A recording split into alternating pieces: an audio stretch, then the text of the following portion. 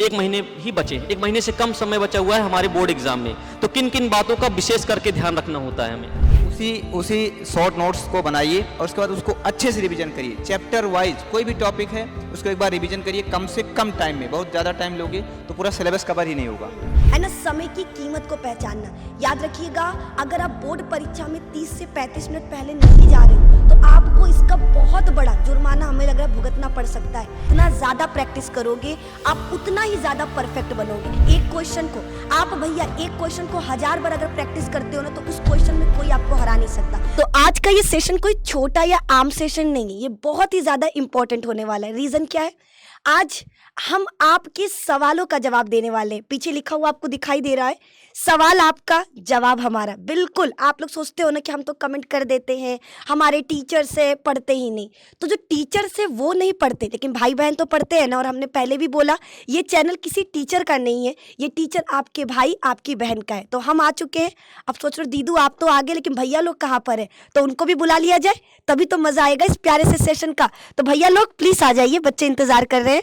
तो सर आपको पता है ना आज के सेशन में हम लोग क्या डिस्कस करने वाले हैं? बिल्कुल मैम, ये बहुत सारे हर एक क्लास में बच्चों का कमेंट आया कि सर ये हमारा डाउट है, ये हमारे सवाल है, और बच्चों को लगता है कि हम लोग सिर्फ ना कमेंट कर देते हैं, खूब सारे कमेंट करते रहते हैं और कभी भैया लोग देखते भी नहीं है और उसका जवाब नहीं देते। तो आज की क्लास में वे सारे डाउट्स को हम लोगों ने कवर किया है ताकि आप लोग का जो 2026 में बोर्ड की परीक्षा दोगे ना, वहां पर आपके मन में कोई भी डाउट नहीं रह पाएगा। बिल्कुल सर, बिल्कुल।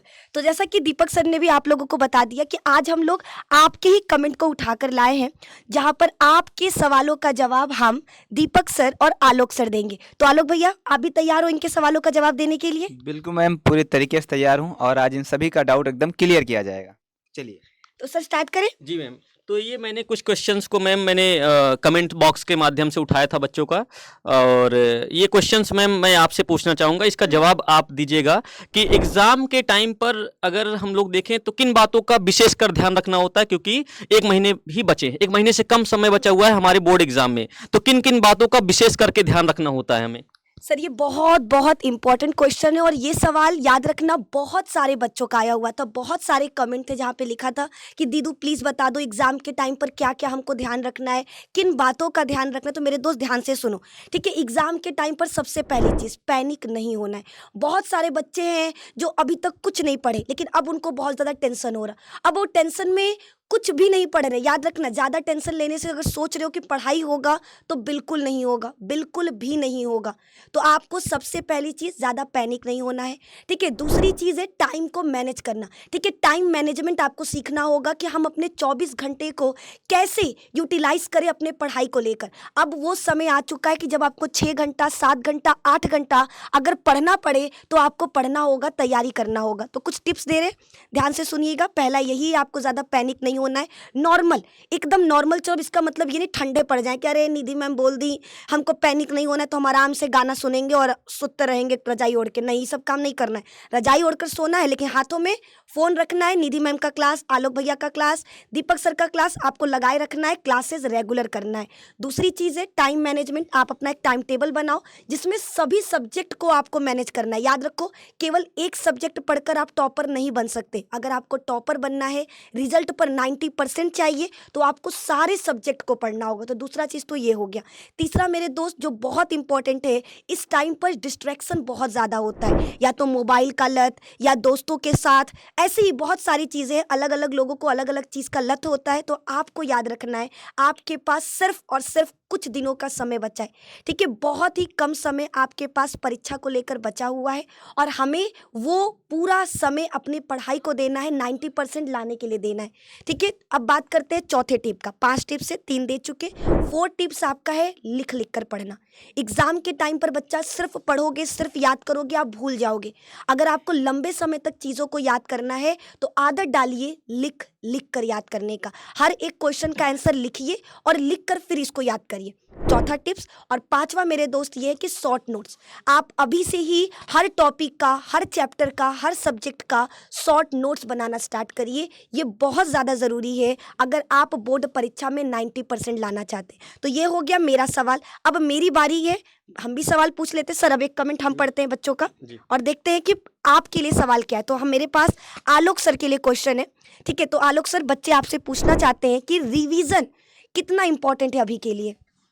देखिए मैम, रिवीजन जैसे कि अभी तक सारी क्लासेस करने के बाद सब लोग तैयार हो चुके हैं, अच्छी बात है, लेकिन अगर रिवीजन नहीं करेंगे तो पेपर में बहुत अच्छा नहीं कर पाएंगे। हम हो चाहे आप हो, हम लोग पढ़ते थे तो रिवीजन पे विशेष ध्यान रखते थे। वैसे हम ही सभी भाइयों बहनों का एक होना चाहिए ना कि जैसे एक बार पूरी बुक अगर रिवीजन कर लेंगे तो हम लोग पेपर बहुत अच्छा करेंगे। इसके लिए इनको क्या करना होगा कि आपका अभी आप बताइए मैम, एक शॉर्ट नोट्स शायद वो रिवीजन करने का सबसे अच्छा माध्यम होगा, बिल्कुल है बिल्कुल ना? सर। तो उसी शॉर्ट नोट्स को बनाइए और उसके बाद उसको अच्छे से रिवीजन करिए। चैप्टर वाइज कोई भी टॉपिक है उसको एक बार रिवीजन करिए, कम से कम टाइम में। बहुत ज़्यादा टाइम लोगे तो पूरा सिलेबस कवर ही नहीं होगा। तो कम से कम टाइम में अच्छे से पढ़िए। मैम ने आपको बताया है, ना डिस्ट्रैक्शन में आना है, ना कुछ, अच्छे से पढ़ते रहना है। जी सर। बिल्कुल। तो सर अब एक दीपक सर से क्वेश्चन आप पूछ लो। हाँ बिल्कुल, दीपक सर से मैं क्वेश्चन पूछूंगा। बहुत सारे भाई बहन का ये क्वेश्चन है और उम्मीद करता हूँ बहुत अच्छे से आप जवाब देंगे और देते भी हैं। सर ये बताइए कि एग्ज़ाम में कैसे लिखें कि जो है अच्छा मार्क्स मिले। तो ये मेरी हर एक क्लास में बच्चों का कमेंट रहता है कि सर एग्ज़ाम में कॉपी को आखिर लिखना कैसे है ताकि मेरा मार्क्स ना कटे। क्योंकि ऑब्जेक्टिव तो बहुत सारे बच्चे ना क्या होता है 80 ऑब्जेक्टिव आते हैं, 40 तो कर ले जाते हैं, लेकिन सब्जेक्टिव में बच्चों को बहुत दिक्कत होती है। सब्जेक्टिव वो पढ़ते भी हैं लेकिन बना नहीं पाते हैं, लिखना कैसे, इन सब चीज़ों को लेकर बहुत प्रॉब्लम्स होती है। तो मार्क्स ना कटे इसके लिए कुछ पॉइंट्स हैं प्यारे बच्चों, जो कि मैं आप सभी को बताऊँगा। देखिए आप सभी लोग जब भी कॉपी को लिखते हैं तो उसमें 2 ही पेन का ज़्यादातर प्रयोग करिएगा, काली और नीली पेन का। और दूसरी बात, अगर जब भी आप कॉपी लिखिए तो वहाँ पर जैसे खंड सेक्शन बी होता है या खंड बा होता है प्यारे बच्चों, तो खंड बा को ऊपर लिखिए। उसके नीचे आप लोग क्रम वाइज अगर सोचेंगे ना कि क्रम वाइज हमको ही उत्तर लिखना है, तो इस तरीके से नहीं, जो प्रश्न आपको पहले आ रहा है, उस जो प्रश्न को आपने बहुत अच्छी तरीके से याद कर रखा है, उस प्रश्न को पहले करिएगा। आपको प्रश्नोत्तर संख्या डालकर लिखना है। जैसे मान लीजिए कि आपको प्रश्नोत्तर संख्या पहले 28 आ रहा है, तो पहले 28 ही कर दो, कोई दिक्कत नहीं है। जब आप लोग 1-2 क्वेश्चंस को अच्छे से करते हो ना, तो वहां पर आपका कॉन्फिडेंस बूस्ट होता है। तीसरी जो बात आप सभी को विशेषकर ध्यान रखनी है कि आपको ना अगर मान लीजिए लिखते समय कुछ गलतियां हो जाती तो कट पिट बिल्कुल मत करिए। थोड़ा सा आप लोग जैसे गलती कर दिए उसको वहीं पर छोड़ के जो भी चीजें होती हैं उसको सही करके आगे बढ़ते रहिए। और चौथी बात क्या करना है कि जब भी किसी भी क्वेश्चन की शुरुआत करिए तो हेडिंग से जरूर शुरुआत करिए। और मैम इसके लिए ना मैंने बच्चों को लिए एक वीडियो भी बनाकर वीडियो सेक्शन में डाल दिया है कि एग्जाम में कॉपी कैसे लिखें। वहां पर मैंने बहुत विस्तार से बच्चों को बताया है कि कॉपी लिखते समय क्या क्या गलतियों से आपको बचना है ना? बिल्कुल सर, बिल्कुल। हमने भी वो वीडियो देखा और वो बहुत ज़्यादा ही हेल्पफुल है बच्चों के लिए। ठीक है, बच्चों के लिए वो काफ़ी ज़्यादा इन्फॉर्मेटिव है। अगर आप बोर्ड परीक्षा में अच्छा नंबर लाना चाहते हो बच्चा, तो प्लीज़ उस वीडियो को ज़रूर देखना, क्योंकि एग्ज़ाम के दिन जाकर गलती करने से अच्छा है कि पहले ही जान लो कौन कौन सी गलतियाँ जो हमें नहीं करना है। और इसी पर शायद सर बच्चों का एक कमेंट भी है, अगर आप देखो तो उसमें एक बच्चे का सवाल भी है कि एग्ज़ाम सेंटर पर क्या गलती नहीं करनी है ना, ये सवाल भी है। तो हम इसका जवाब दे देते हैं। तो बच्चा देखो, सबसे पहली चीज़ ना, आपको एग्ज़ाम सेंटर पर कम से कम 25 से 30 मिनट पहले पहुंचना है। बहुत सारे बच्चे सर क्या करते हैं कि एग्ज़ाम अगर 9 बजे का है तो वो 8:45 या राइट 9 बजे पहुंचते हैं। ये गलती नहीं करना है आपको। एग्ज़ाम सेंटर याद रखिएगा, पंक्चुअल, एक जो कहते हैं ना कि जितने भी लोग आज आगे बढ़े हैं, कामयाब हुए हैं, उन सब का एक चीज़, एक आदत जो सब में कॉमन था, और वो था समय को लेकर के पंक्चुअल होना, है ना, समय की कीमत को पहचानना। याद रखिएगा, अगर आप बोर्ड परीक्षा में 30 से 35 मिनट पहले नहीं जा रहे हो तो आपको इसका बहुत बड़ा जुर्माना हमें लग रहा है भुगतना पड़ सकता है ना, बहुत बड़ा आपको नुकसान हो सकता है। तो आप लोग कोशिश करिए कि बोर्ड एग्ज़ाम में जब भी जाओ 30 से 35 मिनट पहले जाओ। दूसरा बच्चा, आपको ध्यान रखना है अपने पास काला और नीला पेन का इस्तेमाल करें। बहुत सारे सर बच्चे हैं जो गुलाबी पेन, हरा पेन, ऐसे पेनों का इस्तेमाल करते हैं। आपको ये गलती नहीं करना है। एग्जाम में केवल और केवल स्ट्रिक्टली बच्चा काला और नीला पेन का इस्तेमाल करना है, इसके अलावा कुछ नहीं। ठीक है, अपने पास पेंसिल रखिए, डायग्राम हमेशा आपको पेंसिल से बनाना है, नेमिंग आप पेन से कर सकते हो। एक और चीज़ बच्चा, OMR सीट आपको मिलता है भरने के लिए। बहुत बच्चे सर जल्दबाजी में आधा अधूरा OMR सीट भर देते हैं। आपको याद रखना, OMR सीट कोई एग्जामिनर चेक नहीं करता, वो मशीन से चेक होगा, और उसमें आपकी छोटी सी गलती पूरा का पूरा आपका नंबर कट करा सकता है। ठीक है, सही भी आप अगर सर्कल पे टिक किए होगे आपको नंबर नहीं मिलेगा, अगर आप पूरी तरीके से कंप्लीट सर्कल फिल नहीं करते हो तो आपको इस चीज़ का ध्यान रखना है कि जब भी आप ओएमआर शीट भरे, कंप्लीट ओएमआर शीट को, सर्कल को पूरा राउंड करना है, उसको पूरा कलर करना है। बच्चा एक बात और ध्यान रखना, आप पहले क्वेश्चंस को पढ़िए। जल्दबाजी में बच्चे क्या करते हैं, पेपर आया, हमको 2-3 सवाल का जवाब आ रहा है, मतलब पूरा पेपर सही है, खट खट करना स्टार्ट कर देते हैं, और यही गलती है। पहले पेपर मिलता है 10 से 15 मिनट, बहुत अच्छे से पेपर पढ़ो। बहुत सारे बच्चे जल्दबाजी के चक्कर में 2 से 3 क्वेश्चन छोड़ देते हैं, और जब घर पे आते तो उनको याद रहता है, अरे ये क्वेश्चन भी था, इसका जवाब तो हम नहीं दिए। तो आपको ये गलती नहीं करना है। 10 से 15 मिनट आप अपने पेपर को पढ़ने में दीजिए, फिर आपको क्या करना है, पेपर को लिखना स्टार्ट करना है। और अपने दोस्तों से बात नहीं करना एग्जाम सेंटर में, ये नहीं कि मेरे दोस्त तुम मेरा ख्याल रखो और क्या चल रहा है, ये सब नहीं। एग्जाम सेंटर में याद रखना, आप खुद के साथी हो, आप खुद के दोस्त हो, और आप खुद ही वहाँ पर हो। बाकी दुनिया में वहाँ पे जितने भी लोग हैं वो आपके लिए ज़ीरो है। ठीक है, वो एग्जिस्ट ही नहीं करते हैं। बस ये अपने दिमाग में बनाए रखना है, क्योंकि आपकी एक छोटी सी गलती आपका पूरा का पूरा रिजल्ट खराब कर सकता है, आपको एग्जाम सेंटर से बाहर करा सकता है। तो आपको सिर्फ और सिर्फ अपने क्वेश्चन पेपर, अपने लिखने पर, अपने ऊपर ध्यान रखना है। आपके दोस्त क्या लिख रहे हैं, आपके बगल वाला क्या कर रहा है, आपको इससे मतलब नहीं होना चाहिए। तो इन चीज़ों का आपको बहुत ज़्यादा ध्यान रखना है। और बहुत जल्दी हम एक वीडियो भी लाने वाले हैं जहाँ पे हम बताने वाले हैं कि एग्ज़ाम सेंटर पर किन किन चीज़ों का ध्यान रखना है, क्या लेकर जाना है। ठीक है, वहाँ पर जाने के बाद आपको क्या करना है, पेपर मिलेगा तो क्या करना है, इन सभी चीज़ को लेकर सर एक कंप्लीट वीडियो, बहुत लंबा नहीं रहेगा, 7 से 8 मिनट का रहेगा, और वो वीडियो जल्द ही इस चैनल पर हम आपको देने वाले हैं। तो आप लोगों को जुड़े रहना है। सर नेक्स्ट क्वेश्चन भी देख लिया जाए। तो नेक्स्ट क्वेश्चन मैम देखिए। ठीक है, तो अब मेरा जो अगला सवाल रहेगा दीपक सर आपके लिए रहेगा। ठीक है, कि सर अच्छे मार्क्स, सबको अच्छे मार्क्स लाना है ना, तो अच्छे मार्क्स लाने के लिए हम कितने घंटे पढ़ें? बिल्कुल मैम, ये भी बहुत अच्छा क्वेश्चन आपने पूछा हमसे, क्योंकि अब बच्चों के पास ना बहुत कम समय बचा हुआ है, और इतने कम समय में बच्चा इतना पैनिक हुआ है। जैसे ही सोचता है कि इतने कम दिन बचे हैं तो उसको लगता है कि मुझे हार्ट अटैक आ रहा है, मुझे पैनिक, बहुत ज़्यादा पैनिक हो रहा है। हम लोग के भी जब एग्ज़ाम थे, तो जब एग्ज़ाम नज़दीक आ रहा था तो हम लोग को शायद ऐसा कोई गाइड करने वाला नहीं था कि कितने घंटे पढ़ना चाहिए। तो बाबू आपको मैं एक चीज़ कहना चाहता हूँ कि भाई देखो, आज भी अगर आज से आप 5 से 6 घंटे, मात्र 5 से 6 घंटे पढ़ते हो ना, तो आप लोग बहुत अच्छे से अपना मार्क्स जो है बढ़ा सकते हो इस बार बोर्ड एग्जाम में। उन 5-6 घंटों को प्यारे बच्चों आप लोग डिवाइड कर लीजिए पार्ट में। जैसे मान लीजिए कि आप सभी के पास क्या होता है, एसएसटी होता है, हिंदी होता है, मैथ होता है, संस्कृत होता है, हिंदी होता है, इंग्लिश होता है। तो आप ना पहले जिन चैप्टर को आपको लग रहा है कि भाई ये मेरा बहुत ज़्यादा कमज़ोर है ना, जिसमें हमको बनाने की आवश्यकता है, हमको लगता है कि ये टाइम हमारा ज़्यादा कंज्यूमिंग, जैसे मैम देखा जाता है तो मैथ, साइंस, एसएसटी, ये 3 सब्जेक्ट ऐसे होते हैं जो कि बहुत ज़्यादा टफ होते हैं बच्चों के लिए, है ना। तो बाबू आप सबसे पहले ना इन टॉपिक्स को कवर करो, और टॉपिक्स को ना बहुत ईजी तरीका बता रहा हूँ, इससे आसान तरीका हो ही नहीं सकता, जीवन में कोई बना ही नहीं।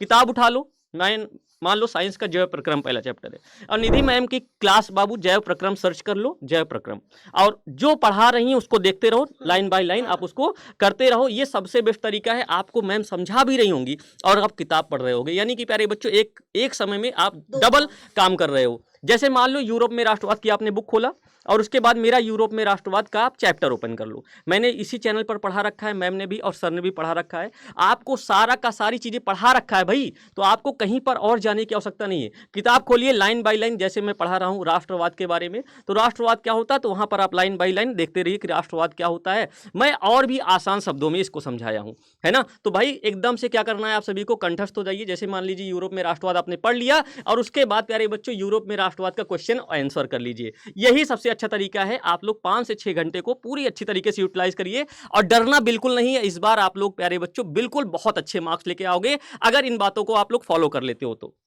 सर हमें लगता है आप बच्चों से बहुत ही ईजिली तरीके से ये बताना चाहते हो कि ये समय आ चुका है हार्ड वर्क नहीं स्मार्ट वर्क करने का, है ना, क्योंकि समय अब बहुत कम है। अब अगर आप सोच रहे हो कि पूरा बैठकर पढ़ेंगे तो नहीं हो पाएगा, आपको यहाँ पर स्मार्ट वर्क करना होगा। और सर ने कहा कि स्मार्ट वर्क करने का सबसे अच्छा तरीका है एक साथ 2 काम करना, किताब भी पढ़ लोगे, वीडियोज़ भी देख लोगे, और उतने ही समय में। तो मेरे दोस्त इससे अच्छा तरीका हमें नहीं लगता कोई आपको बता सकता है कि रिविज़न कैसे करें। अब मेरा एक सवाल आलोक सर आपसे है, जब हम 10th में थे थे तो हम मैथ के क्वेश्चंस प्रैक्टिस तो करते थे, लेकिन मेरे अंदर कॉन्फिडेंट नहीं आता था। हमें फिर भी लगता था नहीं यार हम नहीं कर पाएंगे, ये सवाल आ जाएगा तो हम बोर्ड एग्जाम में नहीं कर पाएंगे। मतलब बच्चों का एक सवाल है ना कि हम लोग मैथ के क्वेश्चन सॉल्व तो करते हैं लेकिन फिर भी डर लगा रहता है कि हम नहीं बना पाएंगे। तो इसके लिए वो क्या करें?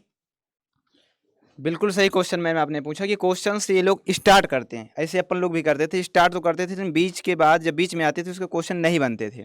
इसमें सबसे अच्छा तरीका है, बहुत ध्यान सुनिएगा मित्रों, क्वेश्चंस स्टार्ट करें, मैं नहीं कह रहा हूं कि मत करिए, लेकिन उससे पहले आप एक बार उस चैप्टर के फार्मूले को रिवीजन करिए। जब फार्मूला आपका कॉन्सेप्ट हो बढ़िया से क्लियर होगा तो आप क्वेश्चंस करोगे और बिल्कुल एकदम कॉन्फिडेंस के साथ करोगे, क्वेश्चंस का सॉल्यूशन भी निकाल पाओगे। तो सबसे पहला काम क्या होगा कि क्वेश्चंस करने से पहले उस चैप्टर का पहली बात वन शॉट देखें मैम, वन शॉट देखें, चैनल पे ऑलरेडी पड़ा हुआ है सबका। ऑन शॉट देखने के बाद उसमें माइंड मैप भी कुछ ऐसी चीज़ें आ रही हैं, तो वो भी सब चीज़ें आ रही हैं, तो उससे आप अपना कवर कर सकते हो फार्मूला, चाहे भी चाहे जो भी हो।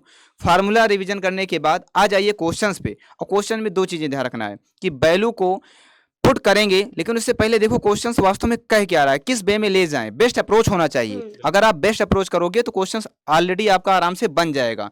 क्वेश्चंस करते समय दो चीज़ का विशेष ध्यान रखना है, एक हड़बड़ी बिल्कुल भी ना करें, क्योंकि जहां हड़बड़ी होती है वहां गड़बड़ी जरूर होती है, तो ऐसा नहीं करना है। और कहते हैं जैसे आप समोसा खाते हो लेकिन चटनी ना हो तो मजा नहीं आता, तो क्वेश्चंस करें अगर ये लोग फार्मूला नहीं रिवीजन करेंगे तो मजा नहीं आएगा। तो भाई साहब फार्मूला करिए अच्छे से और पेपर में बहुत अच्छा फोड़ के आओगे यार, सच में। सर यानी देखो सिंपल सा है, प्रैक्टिस मेक्स यू परफेक्ट, ये आपको हर जगह सुनने को मिलता है और मैथ में हम इसको मानते हैं। आप जितना ज़्यादा प्रैक्टिस करोगे आप उतना ही ज़्यादा परफेक्ट बनोगे। तो अगर आपको ये डर लग रहा है कि हम मैथ के क्वेश्चंस कर रहे हैं फिर भी हमको कॉन्फिडेंट नहीं आ रहा, मेरे दोस्त एक सवाल करोगे कॉन्फिडेंट नहीं आएगा, 2 करोगे 3 करोगे, लेकिन जब आप सेम फॉर्मूला पे 10 क्वेश्चन करोगे ना तो कोई भी आपको हरा नहीं सकता। याद रखना, एक कहावत भी कहा गया है ना कि आप एक क्वेश्चन को, आप भैया एक क्वेश्चन को 1000 बार अगर प्रैक्टिस करते हो ना तो उस क्वेश्चन में कोई आपको हरा नहीं सकता। भले ही आप 1000 क्वेश्चन को 1000 बार करके देख लो, लेकिन अगर एक क्वेश्चन को 1000 बार किए तो वो क्वेश्चन आपका ताकत है और दुनिया को हराने के लिए वो काफ़ी है। तो मेरे दोस्त आप लोगों को सेम वही चीज़ अपनाना है।